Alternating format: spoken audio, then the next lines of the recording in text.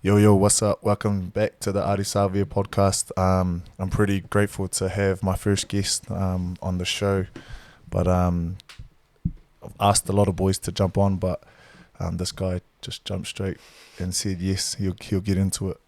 For all the people that don't know, introduce yourself, brother.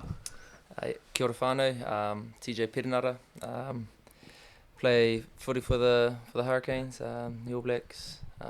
My wife, Greer Louise Perenara, at home, and our baby girl Roni, and yeah, just young kid from Porirua, trying to do my thing. Let's go. Obviously we've had 2 days off, finished head camp, so we had 2 days off, bro. So what have you been up to?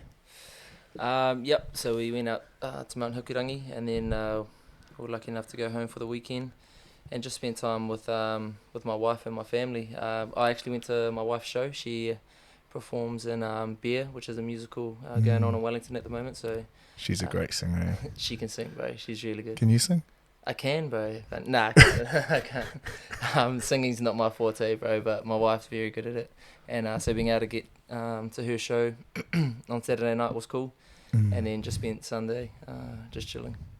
Man, and obviously we're in AB's camp right now, and it's our day off today, so thanks for coming in also, because I know like time's precious, especially on days off. But yeah, what have you been up to in Hamilton also?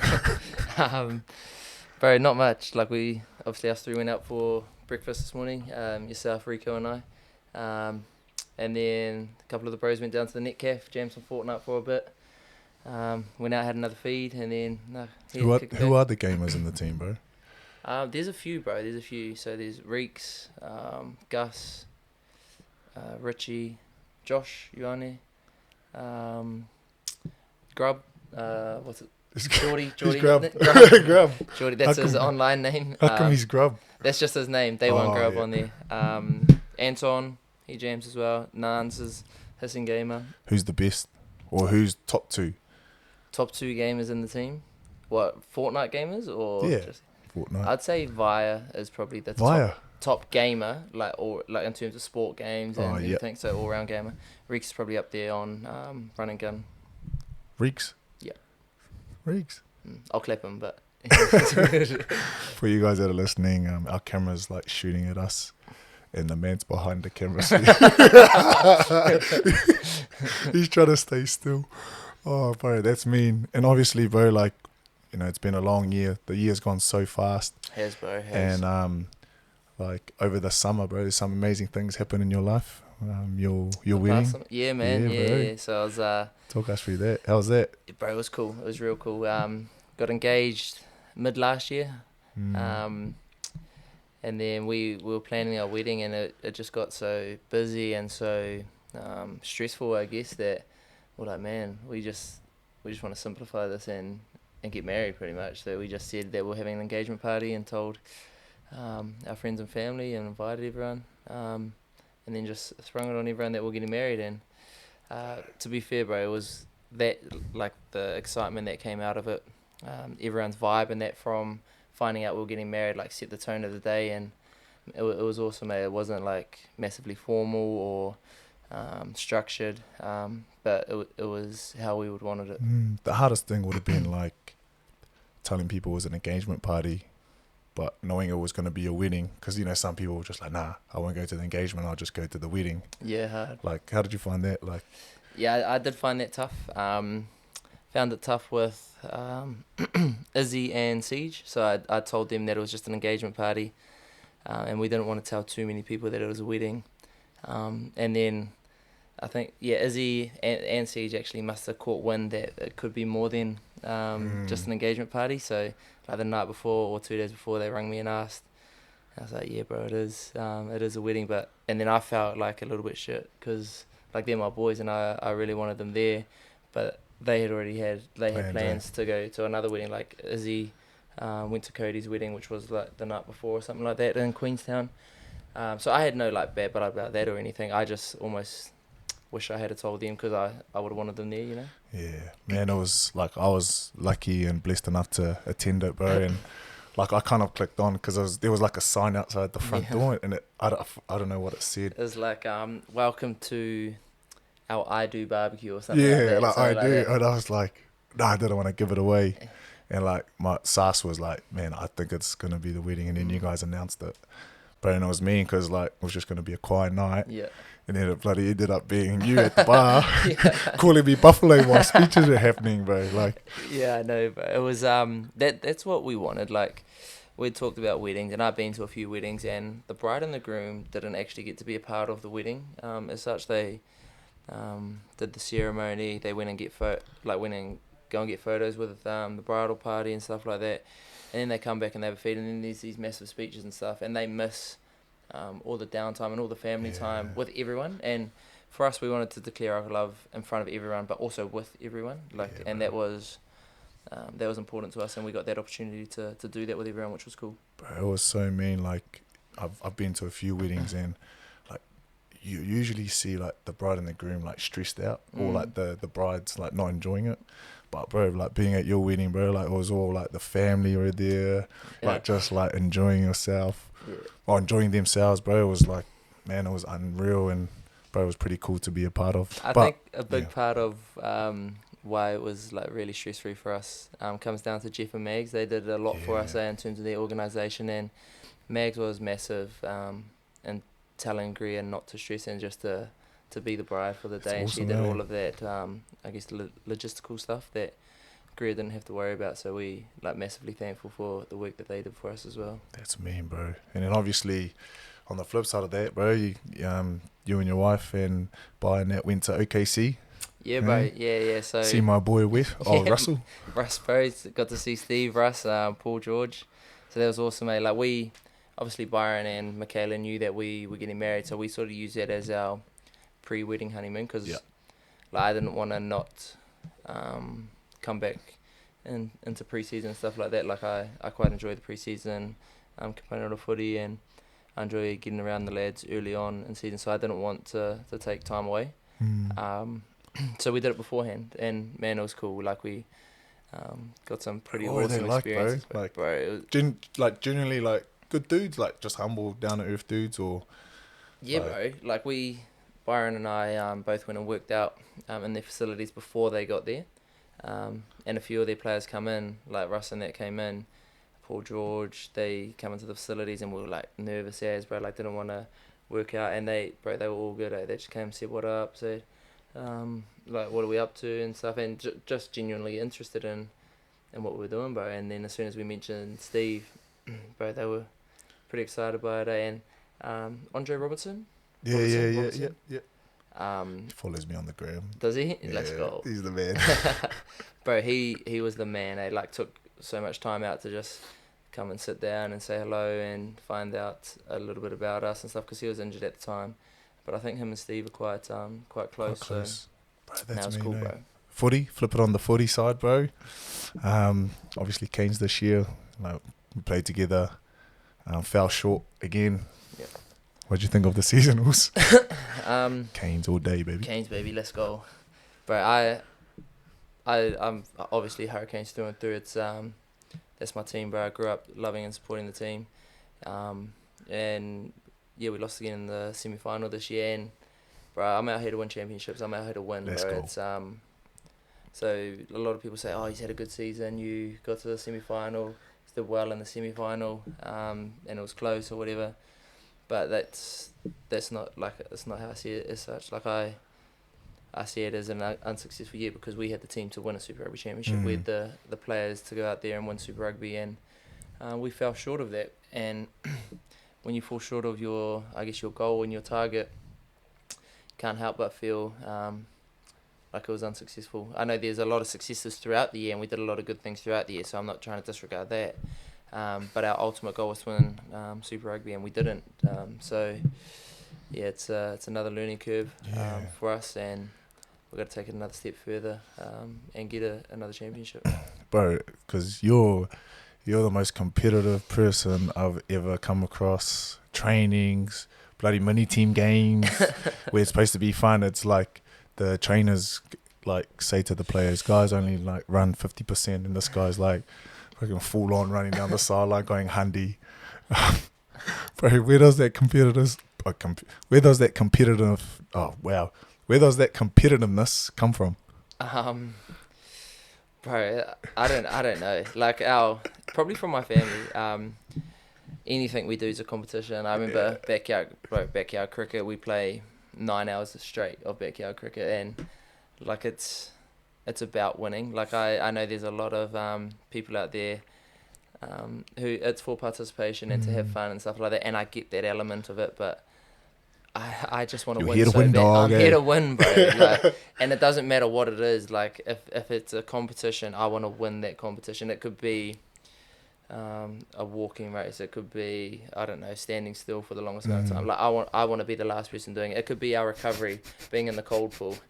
If there's other people, I want to beat that person, and I don't know what it is. I know some people can get annoyed with it, but that's how I guess I base my career on. Like I want to 100%. be the hardest worker in the room. I want to be the hardest worker on the field. I want to do stuff that other people aren't doing. I remember being younger, and I would train at hours of the day that I knew other people weren't training out. I remember that. Yeah, just to say that I did it without that, and I'd know that they would have been asleep or been out on the piss or something. Or when I wasn't playing professional rugby, I would go and train. Like, you know how we play at 7:30 or whatever.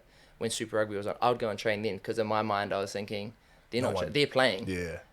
And I'm training. Yeah. Like, yeah, I'm not playing and I'm not where they are, but I want to get to where they are.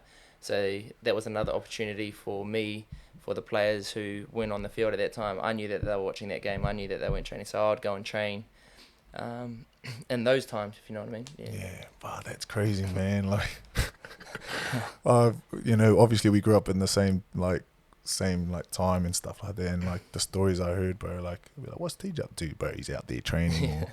And me and Reeks actually talked about it today, bro. Like, there's one dude that's good at everything. You're like one of those guys that can just bloody pick up a netball, table tennis, fucking rugby ball, anything, and just be good at it. PlayStation. And that's probably comes down to like how you want to win. Bro, I reckon like one of my mates, you know Freddie, Yeah. bro. That like Freddie. To a T, that is him. Anything he picks up, and I reckon the reason we Move get that mic sorry, closer G. to you.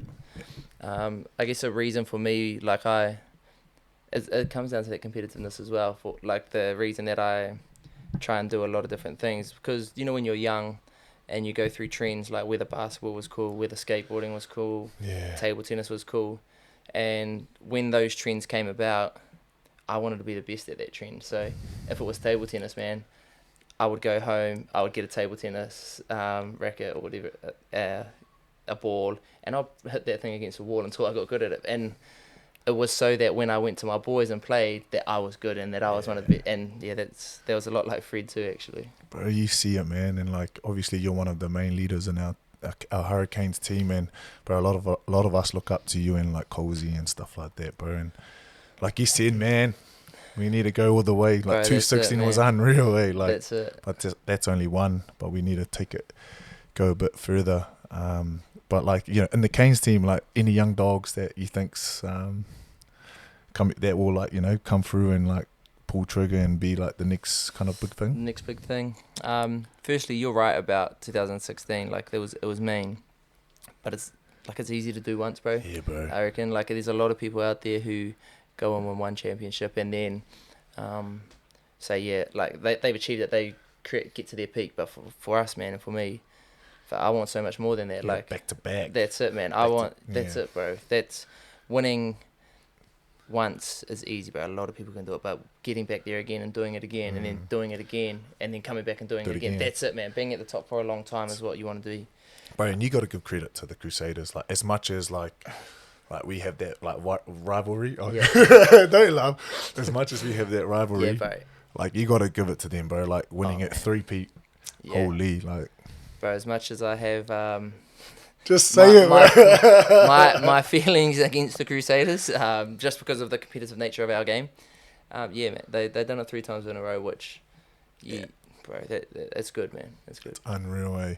And obviously, we're right now Hamilton getting ready for the test against Tonga. and the AB's environment, bro. How are you finding the year so far with being in the All Blacks and stuff like that, bro? Yeah, really good, bro. Really good. It's I guess it's a little bit different year, with not playing the June series and stuff like that, and had a condensed rugby championship. But like boys are in a good space. We've brought a little bit of new stuff into our game that we're starting to. You can't reveal that, eh? No, yeah, you can't reveal that stuff. But we're starting to click at it, bro, and we're starting to get it right for longer periods of time, and that's starting to look good and starting to feel good. Like the vibe on the field's getting better. The confidence within what we're doing is getting better. So that's it, eh? Like you can feel it too. Like a big part of it is when your off field starts to click, bro. It starts to show on the field, eh? And yeah, I'm the same with you, bro. Feeling really excited and stuff like that. And obviously with World Cup, bro, you excited for that? Like heading over there. Yeah, I'm very excited, bro. Japan's a cool place. It's a World Cup's an opportunity for you to do what you've grown up wanting to do on the biggest stage, bro. And if you're not excited by that, bro, I don't know what will get you excited. So it's a cool opportunity for us. It's something it's a long process, I reckon. Like that's what I gained from the last World Cup. Like I thought, man, you go over there and you win the World Cup. Like it happens, bang bang. But you're away from home for so long. There's a lot of other different factors that come with being in a World Cup. So it's about enjoying each moment but living in each moment as well. Like not trying to think too far forward, not trying to think where we want to get to, who we're going to play later on. It's about enjoying like each this time. And it's not just the on the field stuff, I reckon.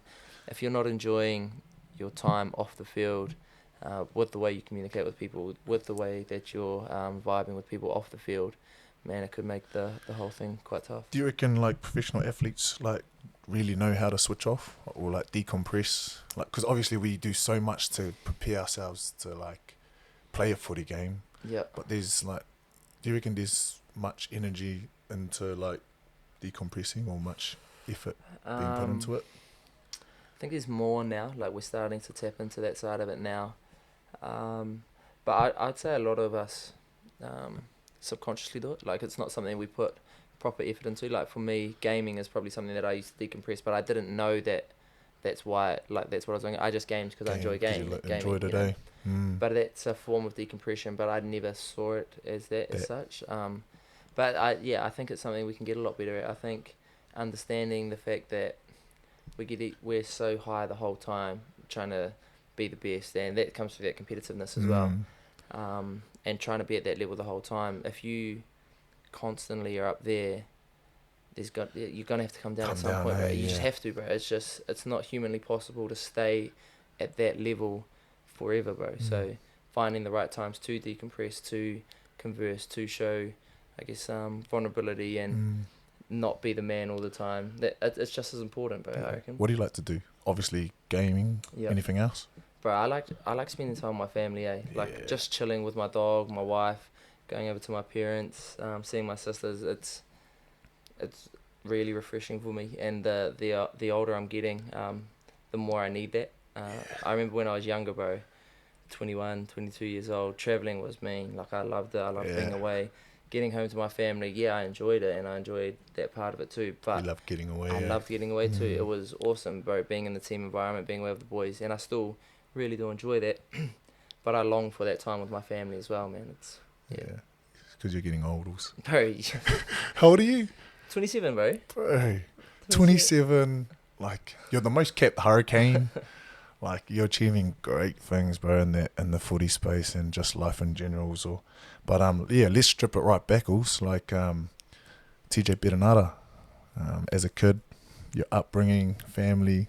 Yeah, how was that? How was all that, bro? Where you grew up? So I grew up in Porirua, and had an awesome childhood, man. Like it was. Sorry, what does TJ?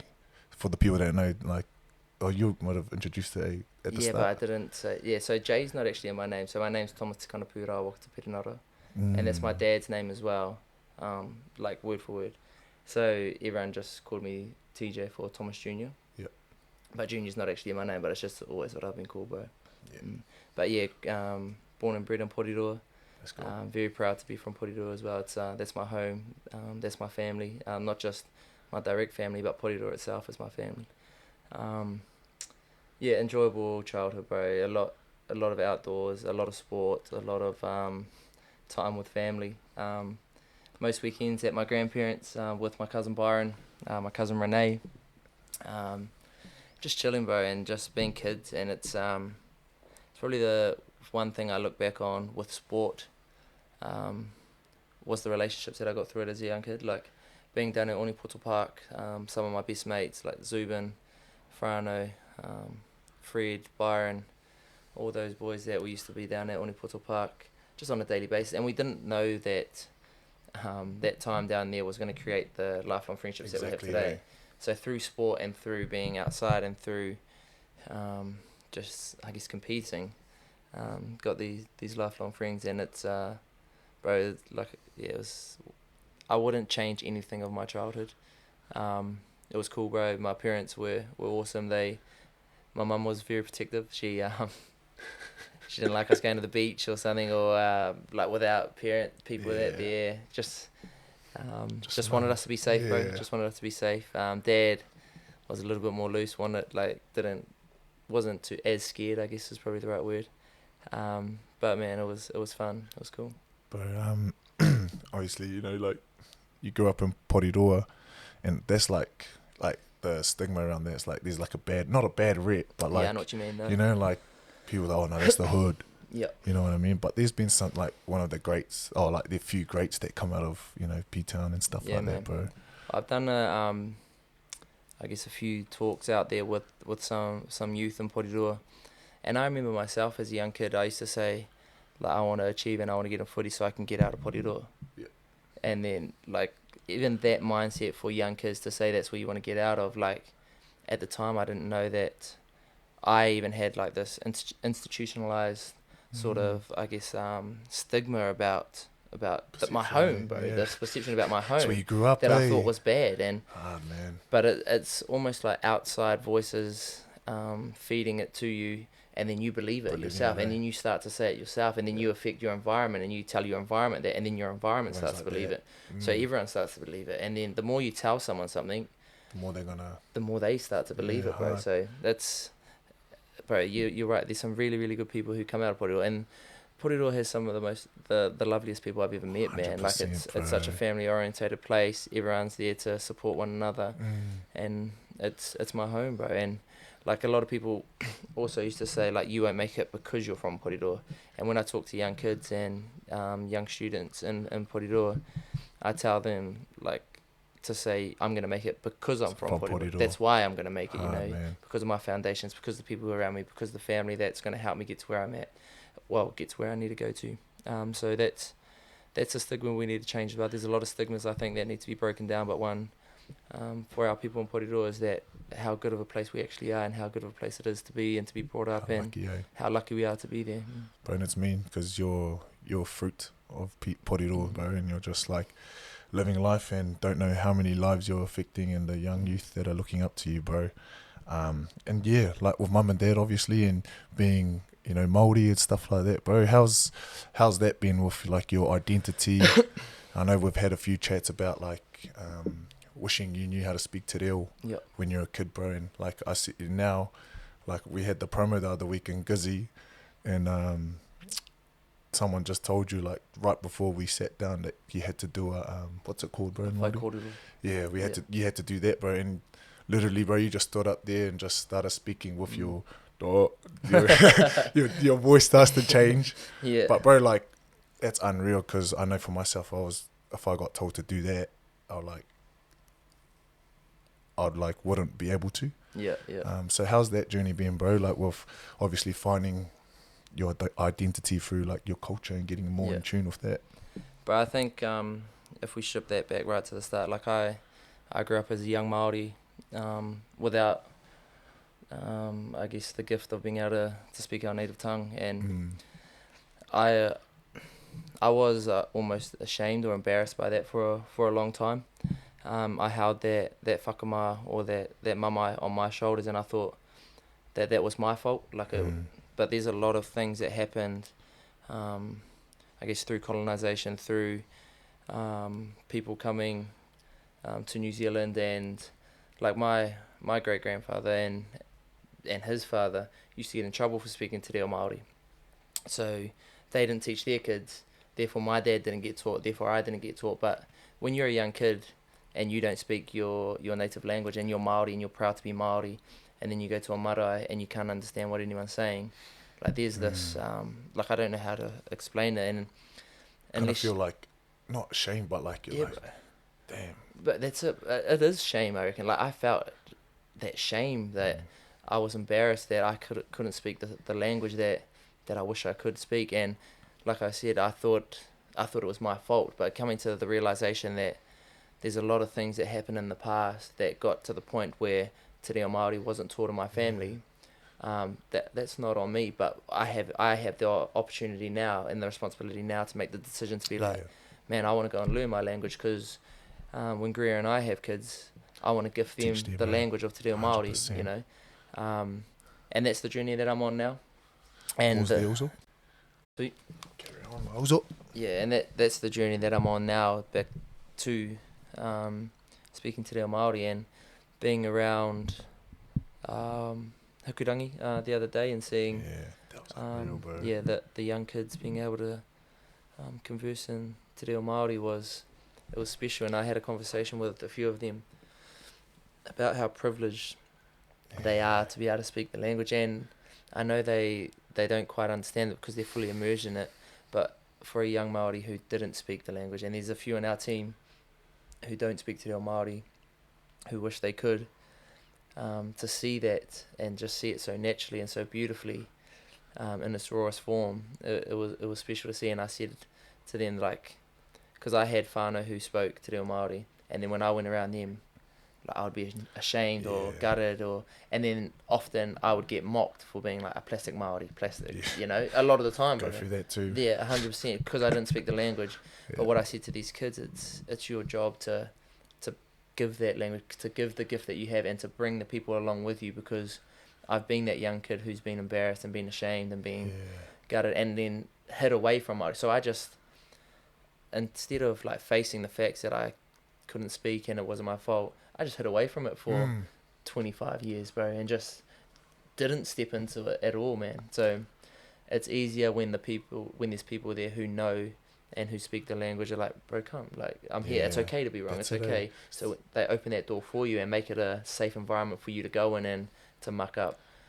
It's so much easier for someone to take that step. Yeah, instead of teasing someone like we do sometimes, like that's like that's it. Like bring them with you, or be able to teach them, Well, exactly, bro. It's especially because like I want te reo Māori to get stronger, and I want people to come to this country and te reo Māori is spoken on the street. Like it's a language that when you come to New Zealand, that's what you hear. It's a conversation that you constantly hear. You're like, there's going to be English, there will be other languages spoken as well, but I'd love te reo Māori to be the dominant language spoken, and the only way that's going to happen is if we converse about it, if we bring people along with us, and don't let people sit there being ashamed. And bro, and I know how powerful the effect is to speak your native tongue. Like I was at the pools last week, took my daughter, and there was these two beautiful wahine that came, and they brought the son, and literally they were just speaking te reo to him, bro. And I was like in the pool, and like they weren't speaking English to him, they were just speaking their native tongue. And then I found myself, I started doing the talking fluid, like trying to speak Samoa to Kobe, because I was like, bro, if they are, then I am. That's it, bro. But like that's just, it was so mean to like be around, and it was like so different, like and it was mean to be around. And the sad thing is, bro, is that it is different. Like it shouldn't be. It should be normal to go down to the pools and you hear someone speaking te reo Māori, or someone speaking Samoan, or someone speaking Tongan. Like we double look at it sometimes because it's not front of mind for us. It's not like our normal, and that's no like disrespect to the English language either, 100%. You know. But I'd love to be able to speak te reo Māori fluently, and I'd love to hear te reo Māori spoken a lot more. Bro, 100%. Have it in schools. Yeah, bro. Man. Imagine, man, I'm just thinking right now, imagine if I grew up, I knew Samoan, got taught te reo, and could speak English. That's it, bro. Holy.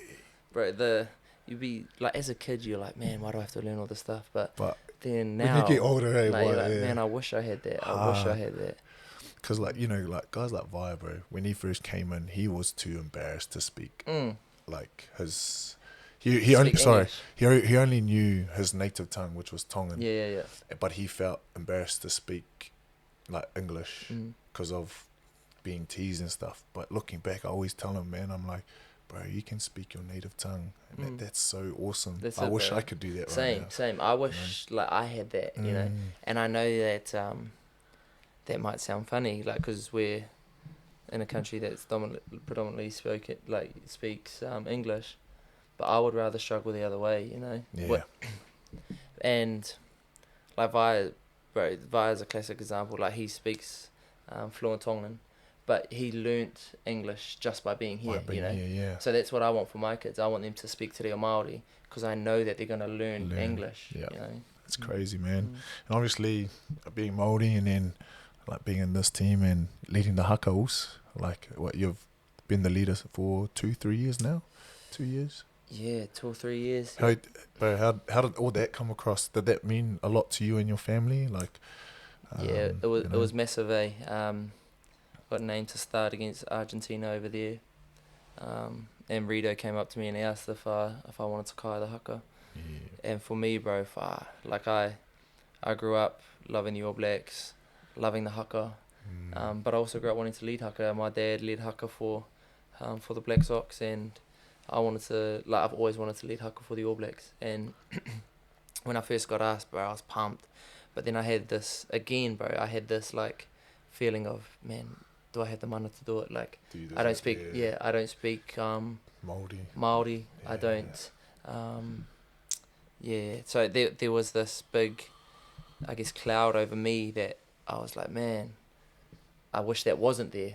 But then speaking with a few of my boys, like I spoke to a good mate of mine, Andy Hanara, about it, and he said, bro, like, you do have the money to do it. And that, like, having those conversations with the likes of him really gave me that confidence, and the confidence in myself, I guess, to do it, because it's something that I'm very proud of, especially leading kamote, being brought up in Ngāti Toa, and Te Rauparaha, who obviously wrote kamote.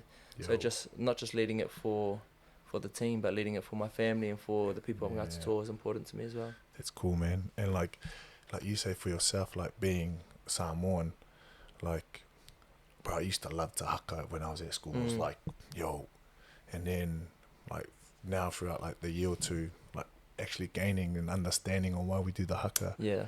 And like, it's not about like, you don't have to be Māori, you can be anyone. It's about you and how you connect with your ancestors, like the land you're on and the brothers you're doing it with. And like for so long, like I was too to go like fully into the haka, because like there were times at home the boys would be like, shh, fia Māori, like, what does that mean? Like, want to be Māori? You're not Māori. You know, like that kind of stuff. So like in the back of your mind, previously doing the hakas, you're like got that, like you don't want to go real I know hard. what you mean. Yeah. But man, it's getting an understanding. Obviously, having the weekend up in Gizzy was like unreal, and obviously, you know, growing up and with the whole masculinity thing and mental health, bro, it's so sad to see the statistics that just come out for like Indigenous people in this country, bro, and the suicide rates.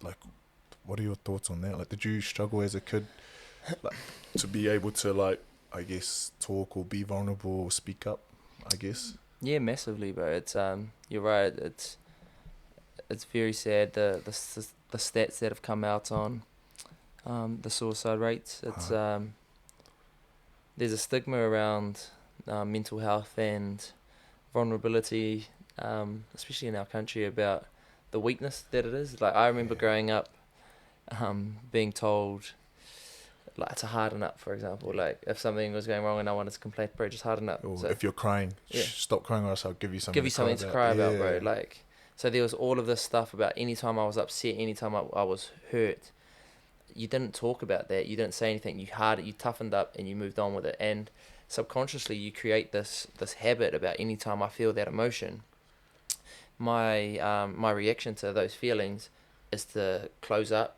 to harden up, and then to just move on with it and not talk to anyone about it. And that's often what we were told as kids, not to cry, because crying shows weakness, and you're not weak. You're not allowed to be weak as a young man. You're not allowed to be soft. You're not allowed to be all of this. But it's so wrong, bro. It's what's creating, like I said, these habits of, like going within yourself and not talking, not expressing your emotion, not being able to talk to your mate about something that's going wrong at home because I'm so worried about being judged. About being soft, because soft is supposed to be this bad thing, that I just keep it to myself, and then I try and deal with it in private. And then a lot of people who can't deal with it in private find another avenue to deal with it, whether that's alcohol or gambling or something like that. So all of these, like I'm not a professional in this space 100%. At all, but this is just my belief on it. But all of these, I guess,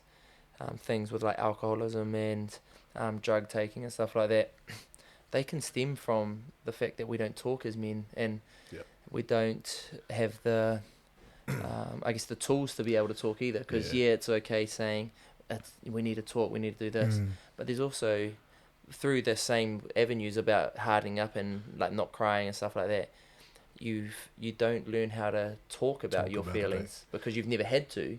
So when you're told as an adult, we need you to talk about it when you're sad, and that, you actually don't know how, bro. Because you've never had to do it. Bro, and it's like that cliche, bro. Like when people drink, we have their saying, like, bro, the real arties out tonight when you're drinking, and obviously alcohol helps. Like alcohol makes people like talk and their real thoughts come out. Right, I reckon what it does is it breaks down your fear of being judged. Like when you've had a few beers and stuff like that, you don't care so much like if people think you're soft or people because you're that I don't know what it is about alcohol, but it does that to you. And if your only time you can have those conversations is when you're drunk, toxic, that's not right either, bro. Because then anytime you feel like you need to share something, you're going to go and get on the piss to do it, 100%, bro. And it's affecting our youth. And again, I guess it's like we talked about it last night at dinner. Like it's our duty now. Like obviously we're in a privileged position to be where we at. And like you said, bro, we used to just be like, nah, like I'm not a role model. Like I'm just here through my hard work. It's up to the kids' parents to tell them who they look up to. Not it's not my responsibility. But like, and you say, and then like both of us were talking about like it is our actual duty. It is, bro. It's our duty. Like I didn't think it was, man. I thought, nah, I can just go play footy. If kids look up to me, that's not my fault. Like but it's part of it, bro. Like we're lucky enough to play rugby in this country, and rugby's something that a lot of kids look up to, and so it's our duty as All Blacks to be the people that we wish we had when we were kids, or to be the role models that we wish we had, because they're just gonna look up to us. Like you, for example, bro, probably the best player in the world at the moment, and I know you're humble in that, but like in my opinion, probably the best player in the world. So there's a lot of young kids, not just in New Zealand, but all over the world playing rugby, who will look up to you and be like your stuff with Be About and stuff like that, and what you're doing in that space. That's opening them up to like, man, it's okay to talk, it's okay to listen to my heart, it's okay to do all this stuff, and that's our job, bro. Like it's not just about being good on the field, but that's a big part of it. Like we have to get our job right on the field first. We have to go out there and the main thing you have to. But by doing that, we give ourselves a platform to influence in these spaces that are so much more important, bro. And I genuinely believe, bro, that it is our role to lead the way in that space. It is, bro. And it's a big passion of mine, mental health and seeing a lot of the youth and that go through some tough times and stuff like that. Like it's really touches us because we come from a community and a culture where we're the main people in the stats that are doing it. Yeah, exactly, bro. Like it's awesome to chat about that. Not awesome actually, but it's cool to shine some light on that stuff, because and it's important too, bro. yeah, it's Like, important. Like, we got to make these conversations actually normal. bro. That's it, That's man. it. We got to normalize the conversations about it, bro, because that's what it breaks down the stigma on it. If it's not normal to have a conversation about the way you feel, you're always going to be like a little bit scared, a little bit sus about engaging in that conversation. And then again, like, yeah, we can speak on this level and we do a lot, but there's still other people out there who, like, if I try to have that conversation, they wouldn't know how to have the conversation back because they're not exposed to it, man. You know, so. Bro, hard out, man. Yo, I'm feeling it. Let's go. Yeah, like, sorry, I'll just leave that. Yeah, bro. Obviously breaking down that stigma, and it's important for us. But like, just changing it up, bulls. Like, not many people know that you're vegetarian. Yeah, bro. Yep. You're vegetarian, and bro, like, I get asked a lot through like the gram, like, bro, like, what meat do you eat? How much meat should I eat? Yeah. And here you are not even eating meat, and you're like, bro, one of the best halfbacks in the world at the moment, along with others. Like, how did that vegetarian journey start? Did you eat meat beforehand? When did you start eating vegetarian and stuff like that, bro? Yeah. So I ate meat until it's nearly 2 years now. So about 2 years Tough, ago. or Bro, I started on an India tour, so I was massive on the environment and pollution and stuff like that. And then I watched a documentary called Cowspiracy, and just talked about I guess how much agriculture farming accounts for pollution in the world. And I was like, man, I can't really say I care about it if I'm gonna eat meat, I guess, effectively. And my journey is to become vegan, so that's where I'll get to. But yeah, but on the India tour, I found it easy because I just talked to Kat, who's our nutritionist, and I was like, well, I'm gonna not eat meat, I'm gonna be vegetarian. And she sort of just said, okay, I'll organise your your meals for you throughout the tour. So that was a 5-week, I guess, space where I had all of my meals organised for me. So that created a routine for me. Yeah. Do you find it harder to be at home when you eat veggie, like being vegetarian, or harder being on tour? Sorry. Probably harder being at home, because being at home you have to do it all yourself. It's easy now. Because we've got a routine. But at the start it was probably harder being at home. On tour, like, literally everything's done for you, man. Yeah, which is we're pretty lucky on that space. But now it's easy at home now too. Like, there's so many options out there for us, and we've got the foods that we like. We've got our main feeds that we have and stuff like that. Did you lose weight while you're doing it, or any like muscle? I guess because they say protein, and stuff like that. I didn't lose much, actually, but I lost a little bit of weight at the start. You're a pretty shredded guy. I'm not, bro. You rate yourself as a shredded guy. Look at our mate sleeping with his mouth open. I lost a little bit of weight, mainly because I don't eat that much, really. Like, I used to, when I did eat meat, I'd probably eat 1 meal, maybe 2 meals a day. Shucks. And I could maintain weight that way. Now I have to eat a lot more just to maintain my weight, which is sweet. Do you miss like McDonald's, KFC, and stuff like that? I still eat those foods. I just sub out the patty and that with the hash brown. Yeah, so Big Mac, bro. Big Mac, take out the hash brown. Oh, take out the meat patties, add 2 hash browns. Let's go. Bro. Really I good. was like, oh, what is that? And then I would like actually try it at the airport with you, and I was like, holy. It's hissing, bro. It's a glitch there, boy. Oh, glitch there, peeps. Make sure you get in. And like, how, like, obviously you're vegetarian. How did that like affect your family and stuff? Is the family vegetarian as well, or how did that kind of affect them? So my wife and I were living with my cousin and his fiance at the time, and they were both vegetarian as well.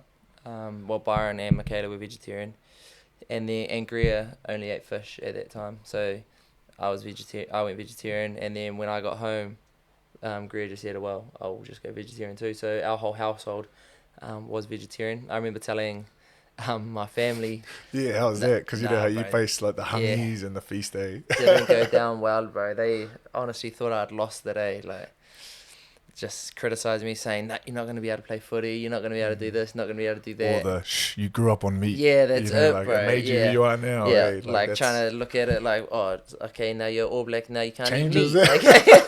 What were the Straight boys up, like? bro. What were the boys like? Exactly the same, bro. same. Exactly the same. Oh, but bro. it's just because it's different, bro, for people, you know. But it's becoming a lot more normal now too. Like, even the fact, like how we had that conversation before about normalizing things to break down stigmas. Yeah. With vegetarianism and veganism, it's a lot more normal now too. So you see the conversations based around that. You go out to a restaurant or to a cafe, it's a lot more normal now. So there's not people out there talking down on vegetarians as much or vegans as much, and because it's become normal. And that's exactly what it's like with mental health and speaking and stuff. The more that you normalize it, of course there's going to be critics in that at the start who say, no, that doesn't work, that's stupid.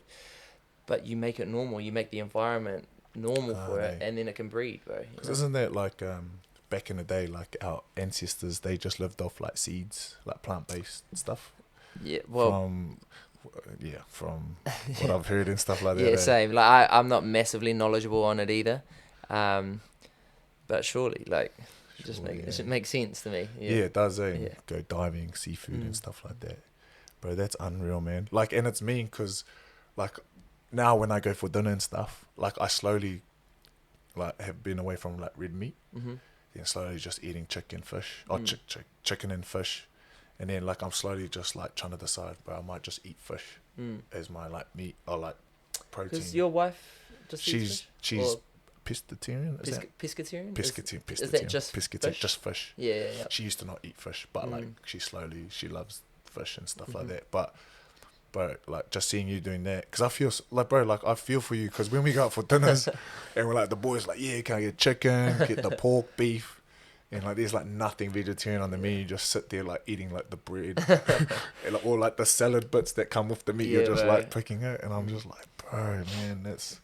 It'll like it's probably hard because the places that we go to are places that are based on meat eaters, you know. Yeah, 100%. And I get that. Well, I'm the only person on the team who doesn't eat meat, so I understand that we go to places like that. So I often just like have a shake or something before we go. Or Kat, she's really good. She'll talk to the chef and create something. They create something that I can eat there. But I get it, bro. I get that there's the 31-man squad, 15 management or whatever. So and 46 people, 45 people eat meat. So I get that you go to those places. You know?